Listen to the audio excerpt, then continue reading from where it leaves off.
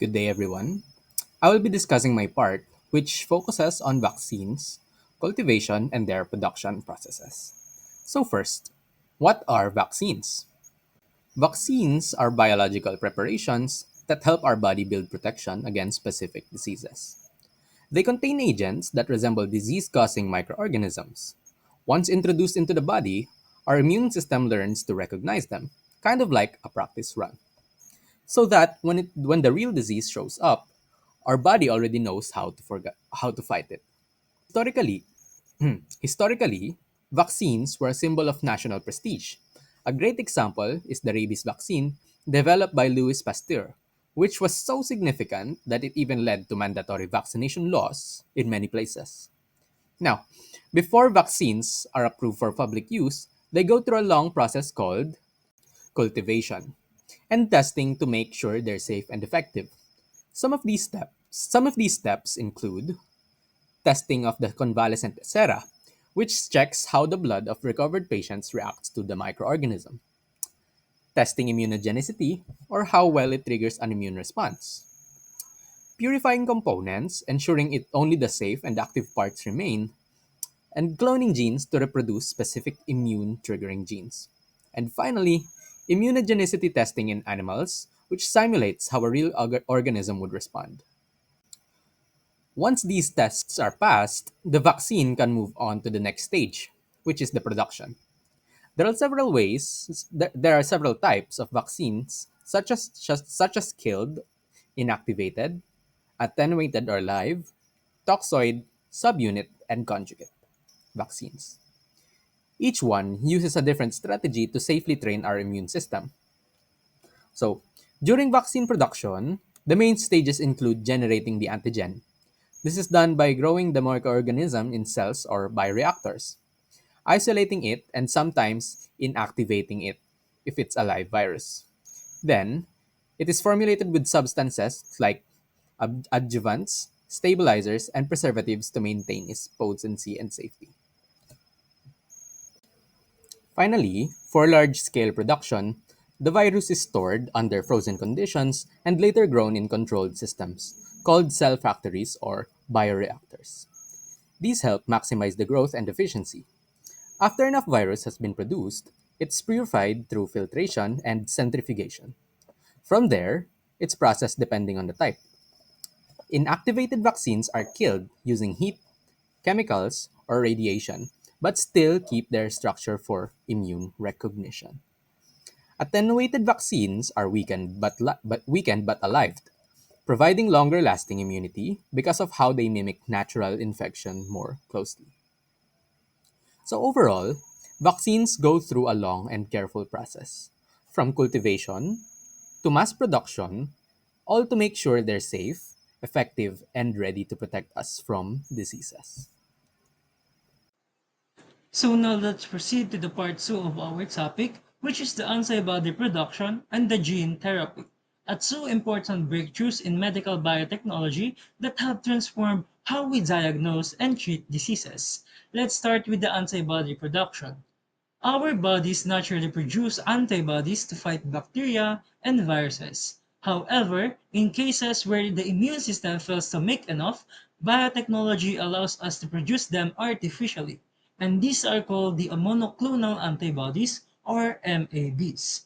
MABs are identical antibodies derived from a single B cell clone, which means they all target the same antigen site. So what are the uses and importance of the MABs? Monoclonal antibodies are essential tools in medicine and in research. They are widely used in diagnostics, such as ELISA kits and immunofluorescence tests to detect diseases quickly and accurately. They are also used in therapy, particularly in treating cancers, autoimmune disorders, and viral infections because of their high specificity. And also in research, they help scientists to identify and study specific proteins or cells. The production of MABs uses a process what we call the hybridoma technology, as shown here in the diagram. So how does this works? First, A mouse is immunized with a specific antigen to stimulate the antibody production.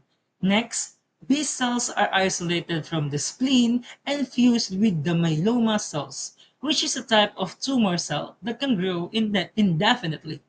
This fusion produces hybridromas, which combine the antibody producing ability of B cells and the immortality of tumor cells. Only these hybridromas survive in a special medium and are then screened for the desired antibody. The best clone is then grown in culture to produce large quantities of identical antibodies. The result, a continuous and pure source of monoclonal antibodies for use in medicine. So where can we apply the monoclonal antibodies?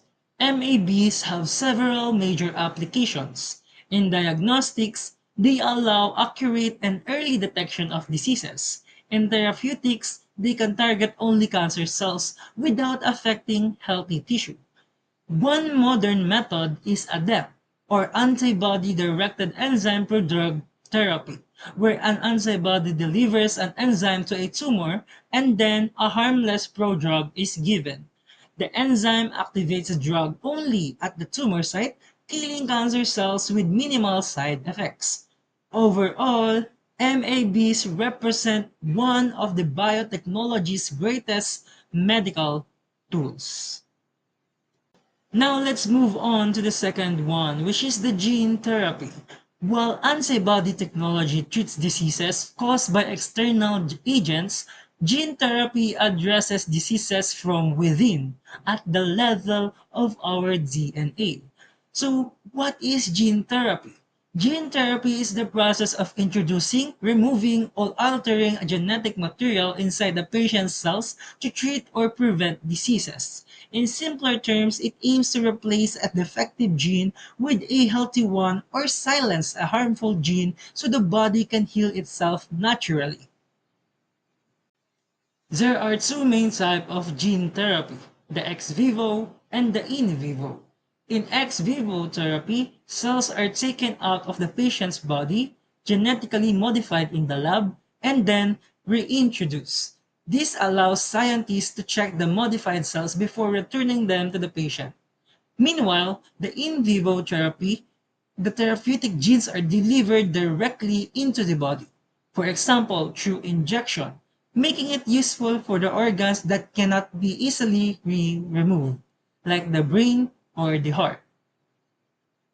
Now, there are two main methods to deliver the genes. The first uses viral vectors, where viruses are modified to carry therapeutic genes. They are highly efficient but can sometimes trigger immune reactions or cause toxicity. The second one is the non-viral method, such as the liposomes or the nanoparticles. These are safer but less efficient for the gene delivery. Both methods aim to ensure that the new genetic material reaches the right cells and function properly. For the newer techniques and innovations, modern gene therapy also include RNA interference or gene silencing, which stops faulty genes from producing harmful proteins. Researchers are also developing genome editing tools like CRISPR-based approaches for more accurate correction of mutations. So, what are the challenges and limitations of the gene therapy? Despite its promise, gene therapy faces several challenges. First, the effects are often short lived, as modified cells may die or be replaced. Next is the immune system can attack the viral vectors. Another is there is a risk of insertional mutagenesis, where inserted gene accidentally activates the cancer related genes. Lastly, it is also not ideal for diseases caused by multiple genes. These challenges show that while gene therapy is powerful, it still needs a careful design and a long-term monitoring. So to summarize, antibody production focuses on creating targeted proteins to fight disease, while gene therapy aims to repair or replace the underlying faulty genes. Both technologies are shaping the future of personalized medicine, from precision diagnostics to lifelong cures. In conclusion, monoclonal antibodies and gene therapy demonstrate how biotechnology harnesses biology itself to improve health. Antibody production provides us with precise detection and treatment tools, while gene therapy opens the possibility of curing diseases at their genetic root. Together, they represent two of the most remarkable achievements in modern medicine. And that's all for this part. Thank you for listening. Next, let us discuss the three pivotal and sometimes controversial achievements in medical biotechnology that are transforming healthcare. These are organ transplantation, stem cell technology, and cloning. These innovations move beyond simple treatments. They offer possibilities for replacing damaged organs, repairing spinal injuries, and generating much tissues to fight diseases. Organ transplantation involves the transfer of cells, tissues, or entire organs from one individual to another. Success depends significantly on how closely the donor and the recipient are genetically related. Early milestones include the first successful human cranial transplant in 1905 and the landmark kidney transplant in 1954 between identical twins, which avoided immune rejection due to perfect genetic matching. Immune rejection posed a significant obstacle until the discovery of immunosuppressive drugs, such as cyclosporine in 1970s, which enabled transplantation between genetically different individuals. This breakthrough facilitated the first successful human heart transplant in 1967 and has since served countless lives. There are four main types of transplant. Autografts transfer tissues within the same person, such as skin graft, with no risk of rejection. Isografts occur between genetically identical individuals, typically twins, with minimal rejection risk. Allografts are the most common type, involving genetically non-identical members of the same species and requiring immunosuppressants to prevent rejection. Xenografts involve transferring tissues or organs between species, such as from pigs to humans, and are still experimental due to risk and ethical concerns. Next is cloning. Cloning is a process of creating a genetically identical copy of an organism. This concept is distinct from the normal sexual reproduction, which produces genetically unique offspring. There are two types of cloning. First, the therapeutic cloning. This involves cloning cells from an atom for medical use, not to create a human being. The goal is to create patient-specific cell or tissue that would not be rejected by the parent's immune system. This is an active area of research. Second, reproductive cloning. This refers to the process of making a cloned human being. This would involve creating genetically identical embryo and implanting it in a surrogate mother. The text notes that this has not been performed, is illegal in many countries, and is widely opposed by scientific, governmental, and religious organizations due to major ethical concerns. Next is stem cell technology. Stem cells are undifferentiated cells with unique ability to subrenew and differentiate into specialized cell types. They serve as a body's raw material capable of giving rise to various tissues and organs. Because of their versatility, they hold great promise in regenerative medicine, tissue repair, and treatment of degenerative diseases. Human embryonic stem cells. Human embryonic stem cells are derived from the inner cell mass of a blastocyst, an early stage embryo about 5 days after fertilization. After the zygote develops into a blastocyst, the inner cell mass is carefully isolated and cultured on a feeder cell to spore through. This stem cell can be multiplied indefinitely, stored long-term in liquid nitrogen, or induced to differentiate into specific cell type under controlled conditions. Human embryonic stem cells are pluripotent, meaning they have remarkable ability to develop into cells of three primary germ layers, the ectoderm, endoderm, and mesoderm, and thus have the potential to form virtually any cell type in the human body.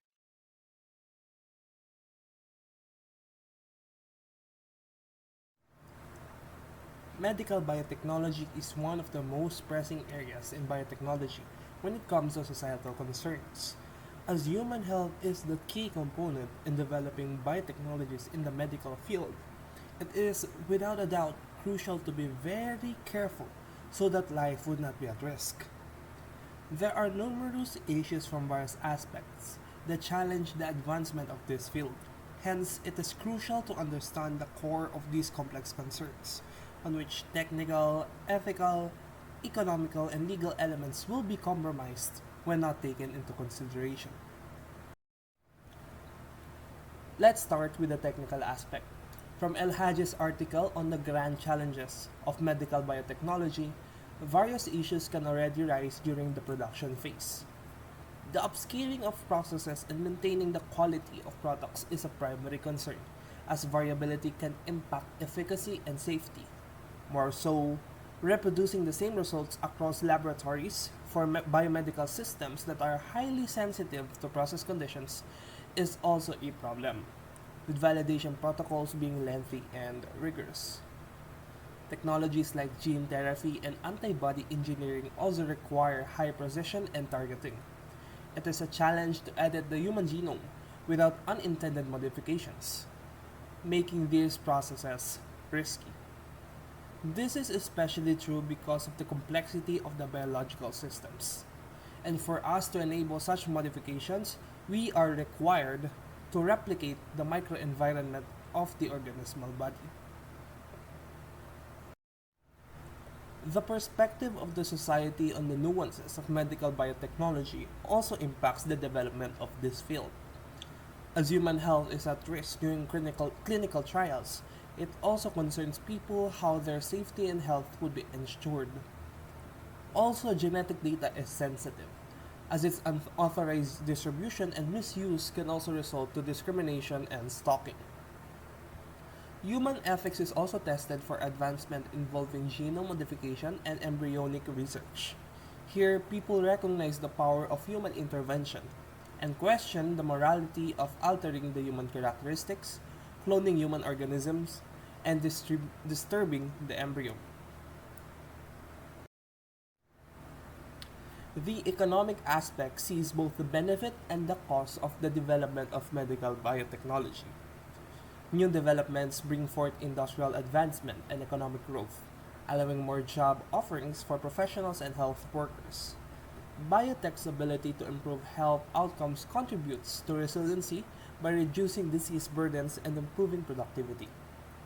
Healthcare costs is also reduced as medical biotechnologies become mainstream in the long run. On the other side of the coin, initial costs of research and development are high, discouraging smaller companies, potentially slugging innovation diffusion.